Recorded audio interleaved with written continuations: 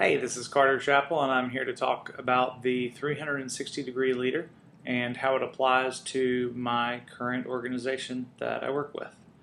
Um, I can definitely use the 360-degree leader philosophy in my organization because I am not the top man. He is definitely a very interesting style of manager. There's not a lot of credit given in my organization, so the tension is pretty high. There's not a lot of camaraderie, and morale is generally pretty low. We don't do a lot of team building or anything like that, so there's definitely a very tense environment there. And I relieve tension by asking questions if I really need to, or by talking to other people, and obviously outside of work I relieve tension by exercise and cycling. So that's something that I like to do to leave the workday behind.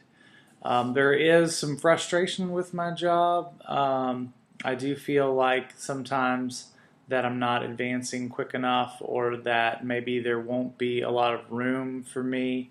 But I know the skills that I'm learning there and the way that I'm learning them will be invaluable wherever I go. So I just stick it out and know that things will be good in the future. So my leader is hard to talk to or read.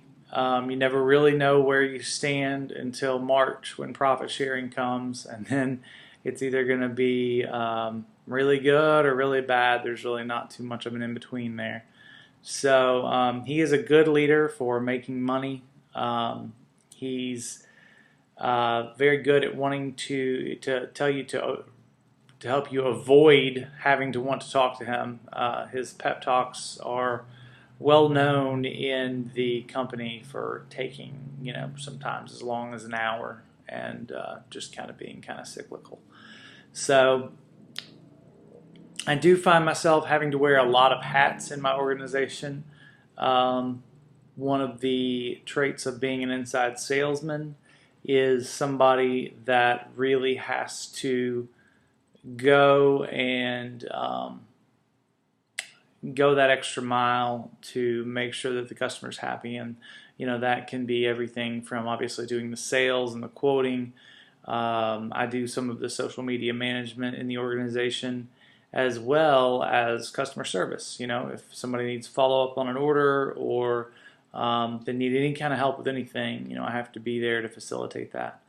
So there needs to be a lot of flexibility there, and you have to have a personality that is okay with that. As far as the ego, I don't really have a problem with that. I don't care about the title. I really just want to be in a position where I'm making the money that will allow me to be comfortable. If I can influence where I'm at, then that's what I'll do. I don't have to have a specific title or even need or want that to succeed. Letting others take the credit, not really a big deal for me. I do get some fulfillment from my job. It's good to help people and to do a really good thing, helping people build and create things through the material that we sell. So our job is very dependent from one another, or dependent on one another. If we don't make money as a team, then we don't do well with profit sharing, and that is our primary motivation for succeeding every year. So I do see myself as somebody that gets the company vision of trying to be the number one in our field, and I feel like I work towards that. Obviously I have some growing to do, but for the most part, I get what we're trying to do, and I'm on board with that. The next thing that I'd like to talk about, and the last thing, is the influence. And I feel like it's very easy to get negatively influenced in my organization. what some people might refer to as poisoning the well. People talk bad about one another, and that's very easy to fall into that trap of, somebody telling you something negative about someone, so you start to believe that. But I've really tried to look over that in this job and not be influenced by those kinds of things. The things I see in a great leader are honesty, hard work, being humble, and of course, confidence. So those are definitely things that I see in a leader that I would want to be led by, and the kind of leader I want to be. So in order to increase my effectiveness in my organization, I feel like I could increase my product knowledge and how to apply that on a daily basis.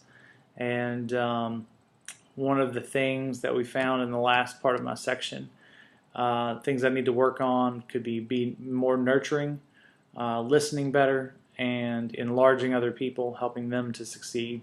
And the ways I can do that is by listening better, talking less to people so that I am listening better, and then helping other people succeed because I'm being more involved in them. So I think all those three things feed off of each other. All in all, I've been very impressed with this chapter and this book, and look forward to moving on to the next one. Thanks.